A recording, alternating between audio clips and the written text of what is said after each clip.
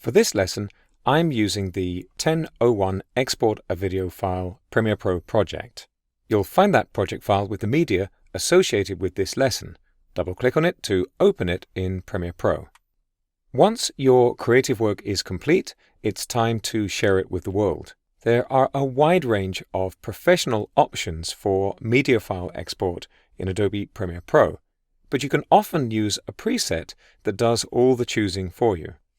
I've got my going home sequence open here, and this is a sequence I'd like to export as a file. I'm going to File, Export, Media.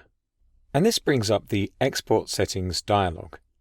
I'm going to make sure that my format is set to H.264. This is a popular codec for the distribution of media today. And I'm going to make sure that the preset for that format is set to Match Source High Bitrate.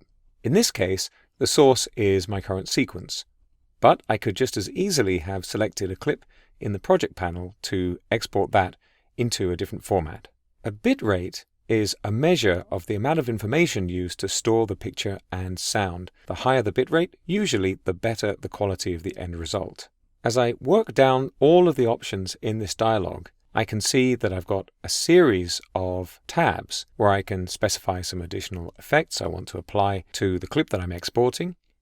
I can adjust the video settings for the output, and that means specifying things like the width and the height of the image, the number of frames per second, and so on. And you'll notice that these options are all grayed out because I have a checkbox on the right side for Match Source. If I turn off the checkbox, I can change these settings.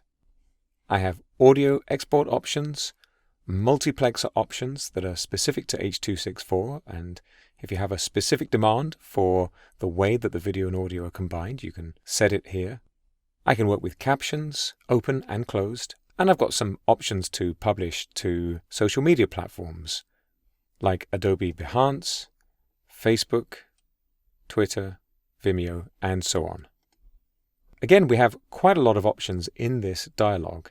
But there are really two areas I want to draw your attention to. First of all, we've got the source and output summary. In this case, the source is my sequence, and I can see the size of the frame, 1280 by 720.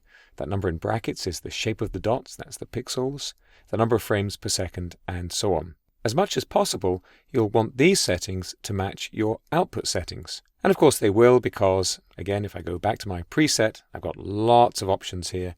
But I'm just going to choose Match Source High Bitrate. By choosing to match my source, I make sure that those important settings are correct. The second important bit of this dialog is the output name. Although this just looks like a file name, you can see there .mp4 is the type of file I'm going to make if I make an H.264 file. It's actually something you can click on to specify where this new file is going to be stored. I'll click on it now, and it brings up a regular Save As dialog. This is in Windows, of course. This would be a Finder dialog in macOS. I'm happy with that location. I'll put that in my Media folder, and I'll click Save. And if you're happy with the settings, you can click Export, and the file will be created. And that's it. Here is the new file that's been created. As your familiarity with media technology grows, you may find a need for the more advanced options in those menus. But much of the time, choosing to match your source will work.